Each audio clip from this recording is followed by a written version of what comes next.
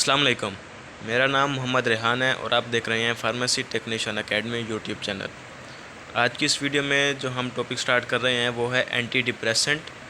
तो सबसे पहले डिप्रेशन की डेफिनेशन है। Depression is a serious disorder and its symptoms are intense feeling of sadness, यानी कि बहुत ज़्यादा मायूस महसूस करना, hopelessness, inability to experience pleasure in usual activities, यानी कि अगर कोई आप प्लेयर वाला खुशी वाला काम कर रहे हैं लेकिन फिर भी आपको वो खुशी महसूस नहीं होगी, तो ये डिप्रेशन कहलाता है। इसके इलाज के लिए यहाँ पे कुछ ड्रग्स दी हुई हैं, प्रोटोटाइप। तो सबसे पहले हमारे पास जो है वो है फ्लुओक्सिटीन, यानी कि ये है सेलेक्टिव सेरोटोनिन रीअपटेक इनहिबिटर। जैसा कि हमें पता है कि सेरोटोनिन जो है वो एक खुशी का हार्मोन है, तो इसकी मौजूदगी हमारे ब्रेन के अंदर ज़्यादा देर तक जो है हमारे खुशी के एहसास को बढ़ाएगी।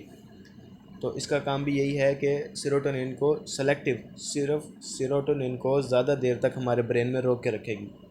तो selective serotonin reuptake inhibitor are group of antidepressant drugs that specifically inhibit serotonin uptake, यानी कि सेरोटोनिन को वापस नहीं जाने देती। मैकेनिज्म ऑफ एक्शन क्या है जी?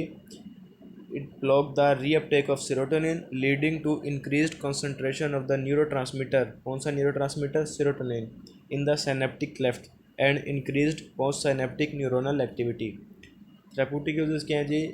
This is use for the treatment of depression. It is also use for generalised anxiety disorder and panic disorder, यानी कि आमतौर पर जब हमें एंजाइटी होती है हम उसमें भी फ्लुओक्सिटीन को यूज़ कर सकते हैं। इसके बाद है फार्माकोकाइनेटिक्स।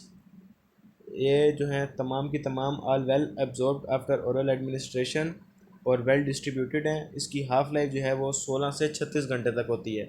तो ये बहुत अच्छी ड्रग है, यानी कि इसका असर बहुत देर तक, यानी कि तकरीबन 2 दिन तक आपके रहेगा। एडवर्स इफेक्ट है इसके हेडेक, स्वेटिंग, स्लीप डिस्टर्बेंस और सेक्सुअल डिसफंक्शन। इसके बाद आपके पास duloxetine. Duloxetine inhibits serotonin and norepinephrine reuptake at all doses, यानी कि कम डोज दें या ज़्यादा, ये हर डोज के ऊपर जो है सेरोटोनिन के साथ नॉरएपिनेफ्रिन को भी, उसकी रीअपटेक को भी इनहिबिट करेगा। It metabolised in the liver and duloxetine should not be administered to patient with hepatic insufficiency, यानी कि जो जिगर के मरीज़ हैं आप उनको ये नहीं दे सकते।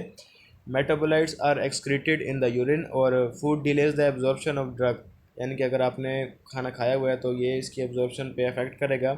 इसकी हाफ लाइफ जो है वो है 12 घंटे। तो ये एमसीक्यूज़ के तौर पे भी आ सकता है आपके पास। इसके बाद है mirtazapine, atypical antidepressant. This drug enhances serotonin norepinephrine neurotransmission, वो रीअपटेक को रोक रहे थे, ये जो है उसकी न्यूरोट्रांसमिशन को जो है इंक्रीज़ करेगा।